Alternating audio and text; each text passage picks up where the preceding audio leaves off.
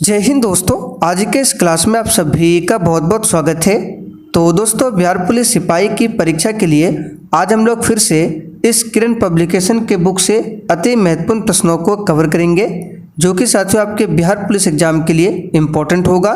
तो साथियों, आप लोग पूरा क्लास को ध्यान से देखिए। और दोस्तों, बिहार पुलिस का एग्जाम 7 अगस्त से स्टार्ट है, तो ऐसे में आपके पास अभी भी समय है। अगर आप लोग इस किरण पब्लिकेशन की बुक से सारे प्रैक्टिस सेट को अच्छे से सॉल्व कर लेते हैं तो इतना यकीन है ये बुक आपको एग्जाम में काफ़ी हद तक मदद करेगा। तो इसका लिंक मैं डिस्क्रिप्शन बॉक्स में दे देता हूँ, अगर आप लोग लेना चाहें तो ले सकते हैं।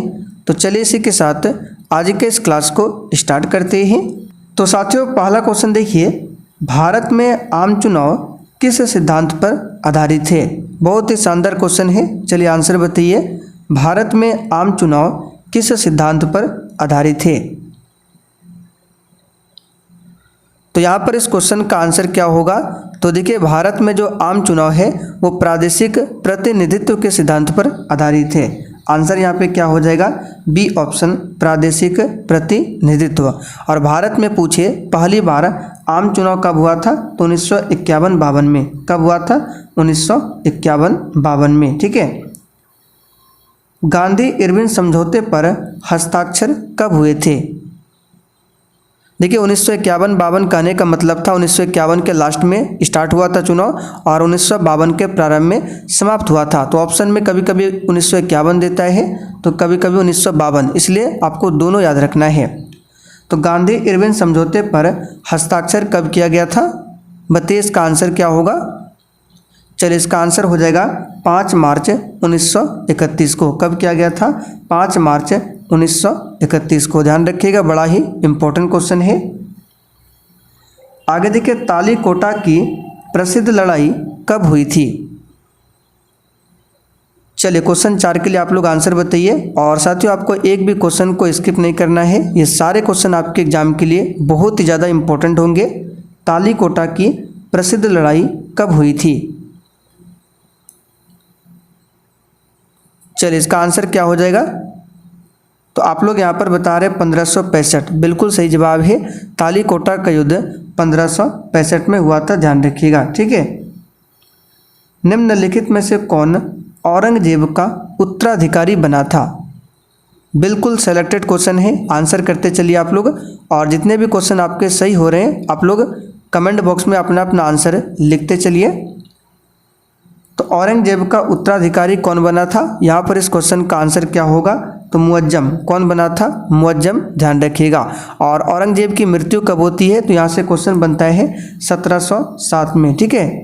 औरंगजेब की 1707 में मृत्यु होने के बाद उत्तराधिकारी के लिए युद्ध शुरू हो गया था, और जिसमें राजकुमार जो मुअज्जम है ये विजयी रहा था और उसने बहादुर शाह नाम से मुगल साम्राज्य की गद्दी संभाली थी। तो ऑप्शन में देखिए बहादुर शाह भी मिल सकता है, लेकिन एक्चुअल में नाम क्या था? मुअज्जम। इन्होंने ही विजयी होकर बहादुर शाह नाम से मुगल साम्राज्य की गद्दी पर बैठा था। ठीक है। तो यहाँ पर ऑप्शन में मुअज्जम दिया है, आंसर क्या होगा? मुअज्जम।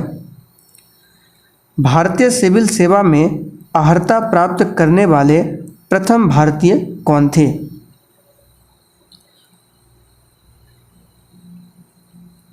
चलिए आंसर बताइए, यहाँ पर इस क्वेश्चन का आंसर क्या होगा? तो इस क्वेश्चन का आंसर हो जाएगा ऑप्शन दूसरा, सत्येंद्र नाथ टैगोर। ठीक है।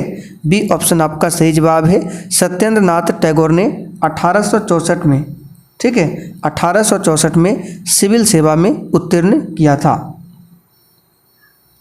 अलवार संतों का आविर्भाव निम्नलिखित में से किस आधुनिक राज्य से हुआ?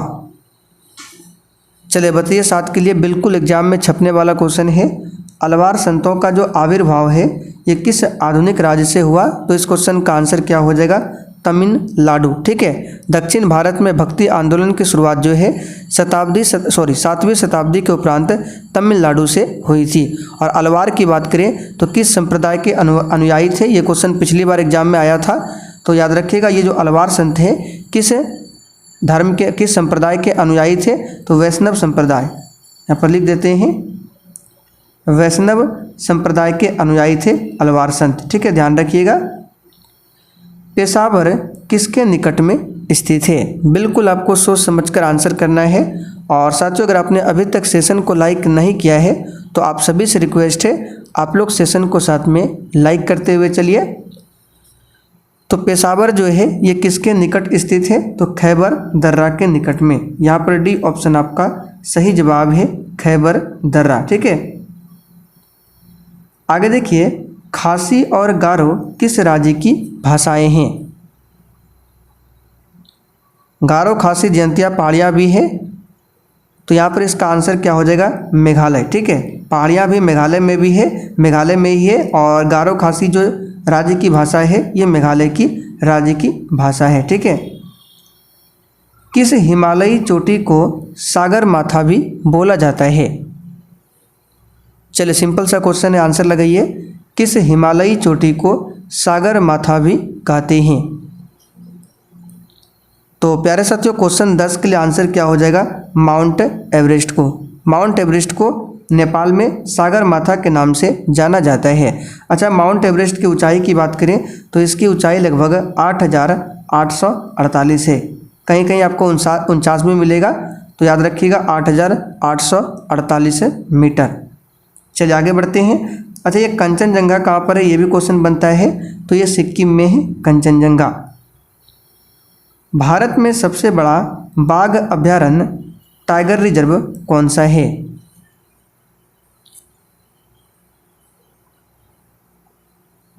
चलिए ऑप्शन के अकॉर्डिंग आंसर बताइए। भारत में सबसे बड़ा बाघ अभयारण्य कौन सा है? तो इसका आंसर हो जाएगा नागार्जुन बाघ अभयारण्य। ये कहाँ पर है? तो ये आंध्र प्रदेश में स्थित है।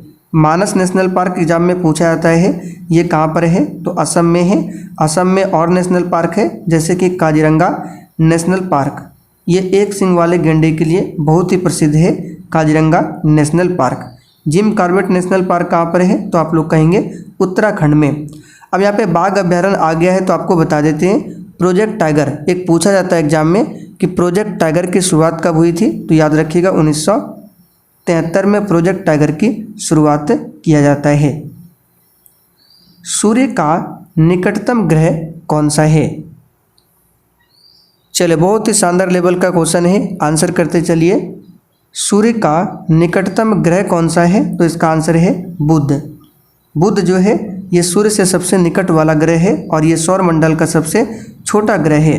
और साथियों हमारे सौरमंडल में मात्र 2 ऐसे ग्रह हैं जिनके पास एक भी उपग्रह नहीं है, और वो है शुक्र, बुध। इन दोनों के पास एक भी उपग्रह नहीं है। बृहस्पति ग्रह सौरमंडल का सबसे बड़ा ग्रह है, शुक्र ग्रह सौरमंडल का सबसे चमकीला और गर्म ग्रह है, ये पृथ्वी से सबसे नज़दीक है शुक्र ग्रह। भारत में बीबी का मकबरा कहाँ पर स्थित है?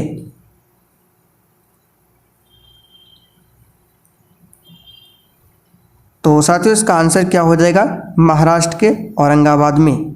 भारत में बीबी का मकबरा महाराष्ट्र के औरंगाबाद में स्थित है और यह मुगल बादशाह औरंगजेब की पत्नी का मकबरा है।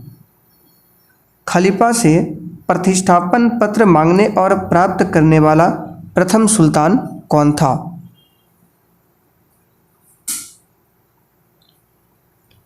आंसर हो जाएगा इल्तुतमिश। गांधी जी का नमक सत्याग्रह किस आंदोलन का हिस्सा था? चलिए बताइए 15 के लिए आंसर क्या होगा?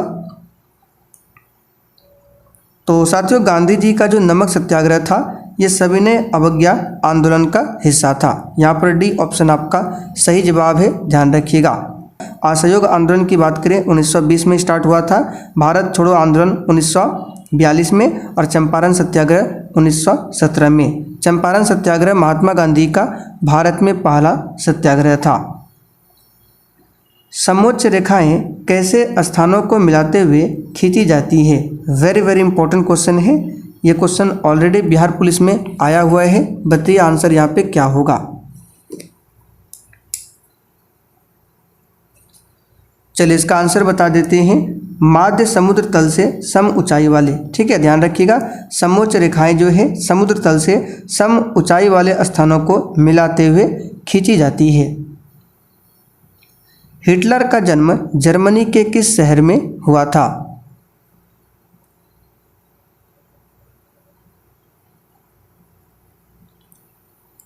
तो हिटलर का जन्म जर्मनी के किस शहर में हुआ था? इसका आंसर क्या हो जाएगा बताइए? वॉन शहर में। कहाँ पर हुआ था? वॉन शहर में। और कब हुआ था? तो 20 अप्रैल 1889 को। चलिए आगे बढ़ते हैं। बहुमूल्य वृक्ष प्रजाति देवदार के वन कहाँ पाए जाते हैं? चलिए 18 के लिए आंसर बताइए। एक भी क्वेश्चन को स्किप नहीं करना है, ये सारे क्वेश्चन आपके एग्जाम के लिए बहुत ही ज़्यादा इम्पोर्टेंट है। तो साथियों, बहुमूल्य वृक्ष प्रजाति है देवदार के वन, और ये पाए जाते हैं कहाँ पर? तो पश्चिमी हिमालय में। कहाँ पर पाए जाते हैं? पश्चिमी हिमालय में। चलिए आगे बढ़ते हैं। मौसमी बेरोजगारी से तात्पर्य क्या है? वेरी वेरी इंपॉर्टेंट क्वेश्चन है, इस पर आप सभी स्टार मार्क कर लीजिए। वैसे भी भारत में बहुत बेरोजगारी है। चलिए बताइए, मौसमी बेरोजगारी से तात्पर्य क्या है? तो देखिए, मौसमी बेरोजगारी उस तरह की बेरोजगारी का प्रकार होता है जिसमें वर्ष के कुछ समय में ही काम मिलता है, या फिर कह सकते हैं जब किसी खास फसली मौसम में ही रोजगार मिलता हो। यहाँ पर बी ऑप्शन आपका सही जवाब है, ध्यान रखिएगा। किसने अपनी इच्छा व्यक्त की कि भारत का संविधान भारतीयों की इच्छा अनुसार ही होगा? बताइए 20 के लिए आंसर क्या होगा? तो ये इच्छा किसने व्यक्त किया था कि भारत का संविधान जो है भारतीयों के अनुसार ही होगा? तो महात्मा गांधी ने। किसने किया था? महात्मा गांधी ने। बताइए प्रतिजन क्या होता है? तो प्रतिजन का काम क्या है? तो प्रतिरक्षी निर्माण के लिए उद्दीपन। ठीक है, यहाँ पर सी ऑप्शन आपका सही जवाब है। किसकी मौजूदगी के कारण शरीर के भीतर रक्त नहीं जमता है? सिंपल सा क्वेश्चन है, हिपेरिन के कारण। ठीक है, किसकी मौजूदगी के कारण शरीर के भीतर रक्त नहीं जमता है? तो ये हो जाएगा हिपेरिन के कारण। पृथ्वी की सतह से सबसे दूर वातावरणीय परत को क्या कहते हैं? देखिए, वायुमंडल में आप सभी जानते हैं 5 परतें हैं। सबसे निचली परत का नाम है क्षोभ मंडल। क्षोभ मंडल को बोला जाता है ट्रोपोस्फियर। कभी कभी नाम आपको इंग्लिश में ही दे देगा ट्रोपोस्फियर, तो इसको ध्यान रखिएगा। ट्रोपोस्फियर यहाँ पे लिख देते हैं TROPOSPHERE। ठीक है, क्षोभ मंडल का इंग्लिश नाम है ट्रोपोस्फियर। और उसके बाद में ऊपर होता है समताप मंडल, जिसका इंग्लिश नाम होता है स्ट्रेटोस्फियर। और उसके ऊपर के भाग को बोला जाता है आयन मंडल, यानी कि आयनोस्फियर। तो पृथ्वी से सबसे अधिक दूरी पर होता है बहिर्मंडल। ठीक है, क्या होता है? बहिर्मंडल। यहाँ पर बी ऑप्शन आपका सही जवाब है।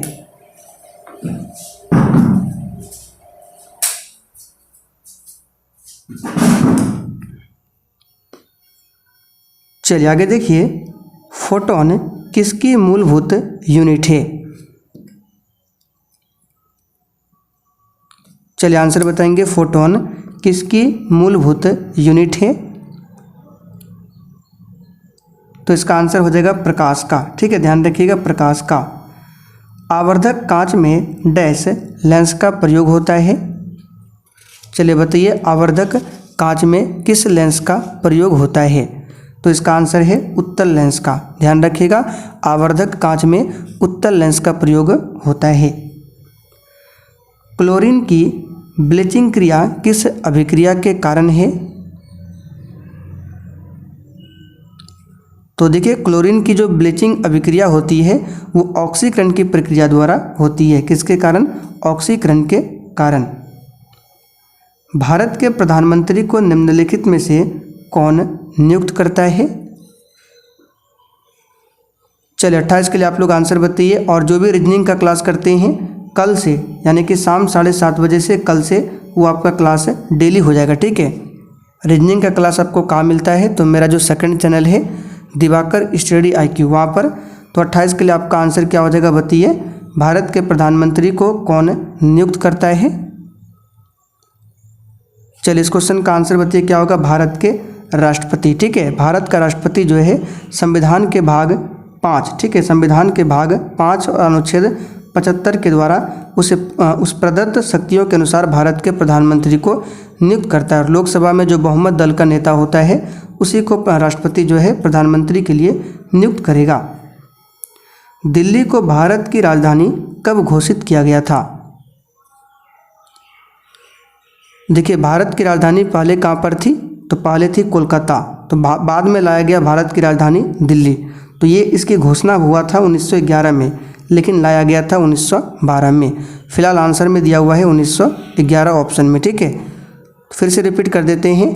भारत की राजधानी कोलकाता से दिल्ली लाने की घोषणा 1911 में हुआ था और पूर्ण रूप से लाया गया था 1912 में। तो फिलहाल ऑप्शन में 1911 दिया हुआ है। निम्नलिखित में से किस वेद में जादू, चमत्कार तथा मंत्र दिया गया है? आंसर हो जाएगा अथर्व वेद में। वेद टोटल 4 है, जिसमें सबसे पुराना वेद ऋग्वेद है। सामवेद को भारतीय संगीत का जनक माना जाता है। आर्य समाज के संस्थापक कौन थे? चलिए बताइए 31 के लिए, आर्य समाज के संस्थापक कौन थे? तो प्यारे साथियों, आर्य समाज के संस्थापक कौन थे? इस क्वेश्चन का आंसर क्या हो जाएगा? स्वामी दयानंद सरस्वती। ठीक है, इन्होंने 1875 में आर्य समाज की स्थापना किया था। कहाँ पर? तो बम्बई में। और इन्होंने एक नारा दिया था, वेदों की ओर लौटो। और इनकी एक प्रसिद्ध पुस्तक है सत्यार्थ प्रकाश। ध्यान रखिएगा। कैप कैमोरिन किस देश में स्थित है?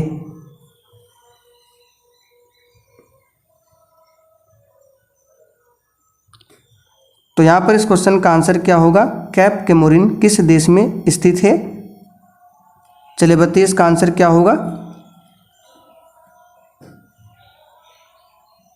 चलिए, इस क्वेश्चन का आंसर हो जाएगा आपका भारत में। ठीक है, कैप कैमोरिन कहाँ पर है? तो ये भारत में है। सिंपल सा क्वेश्चन है। चलिए आगे बढ़ते हैं। मलेशिया का राष्ट्रीय खेल क्या है? और यहाँ पे बता देते हैं कैप कैमोरिन कहाँ पर है। तो जैसे कि भारत का नीचे साइड का मैप है, तो तमिलनाडु के आसपास है कैप कैमोरिन। ठीक है, भारत के तमिलनाडु में स्थित है कन्याकुमारी, और कन्याकुमारी को कैप कैमोरिन के नाम से भी जाना जाता है। ठीक है, नीचे है कन्याकुमारी। चलिए बताइए 34 के लिए, मलेशिया का राष्ट्रीय खेल क्या है? तो इसका आंसर हो जाएगा सेपाक टकरा। ये मलेशिया का राष्ट्रीय खेल है। गंगा स्तुति कविता के कवि कौन है?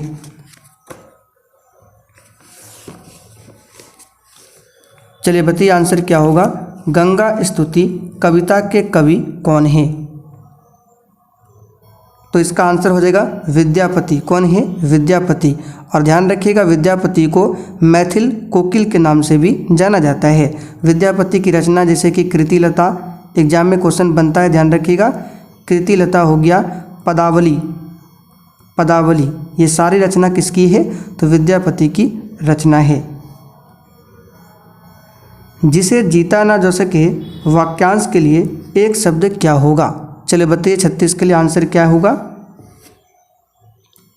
आंसर है अजेय। ठीक है, लिथियम नाभिक में कितने प्रोटॉन होते हैं?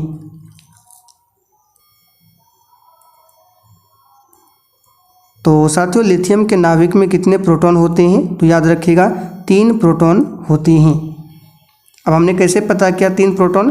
क्योंकि आप सभी जानते हैं प्रोटॉन की संख्या यानी कि परमाणु संख्या एक ही होता है। तो लिथियम का परमाणु क्रमांक 3 होता है, तो प्रोटॉन की संख्या भी क्या होगा? 3 ही होगा। ऑक्सीजन का परमाणु द्रव्यमान क्या है? तो ऑक्सीजन का परमाणु क्रमांक होता है 8 और इसका 2 गुना होता है परमाणु द्रव्यमान यानी कि 16। यहाँ पर ए ऑप्शन आपका सही आंसर है। कीटों का मनुष्यों, पर्यावरण और अन्य जीवों के साथ संबंधों का अध्ययन निम्नलिखित में से क्या कहलाता है? तो साथियों, ये कहलाता है एंटोमोलॉजी। ये क्वेश्चन पूछ सकता है, ध्यान रखिएगा। माइकोलॉजी में कवक का अध्ययन होता है। ध्वनि तरंगों की उत्पत्ति और संचरण के अध्ययन को क्या कहा जाता है?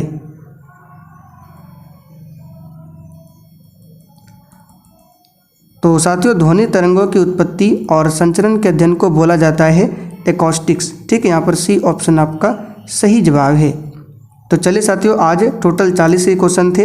अब आप लोग कमेंट करके बता दीजिए आपने आज के 40 प्रश्न में कितने क्वेश्चन सही किए हैं।